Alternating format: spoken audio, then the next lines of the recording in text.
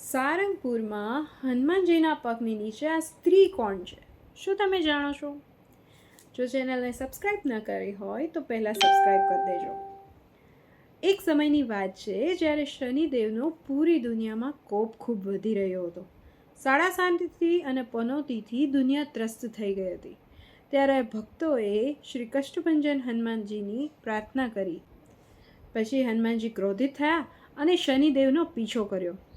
પરંતુ શનિદેવ હનુમાનજીની મર્યાદા જાણતા હતા કે ક્યારેય કોઈ સ્ત્રી પર હાથ ઉપાડશે નહીં કે તેમની સામે કોઈ શસ્ત્ર ઉગામશે નહીં.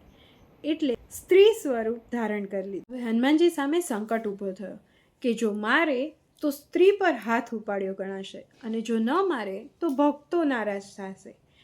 એટલે હનુમાનજીએ પોતાના હાથથી નહીં પરંતુ પોતાના ડાબા પગથી શનિદેવને જમીન પર દબાવી દીધા. તરત જ શનિદેવે માફી માગી અને વચન આપ્યું કે જે પણ ભક્તો તમારા આ સ્વરૂપના દર્શન કરશે તેમને હું ક્યારેય હેરાન નહીં કરું. અને એ માટે સારંગપુરના હનુમાનજીની પગની નીચે શનિદેવ બિરાજે છે. જય સિયારામ. તમને આ વિડીયો કેવો લાગ્યો જરૂરથી કોમેન્ટમાં કહેજો.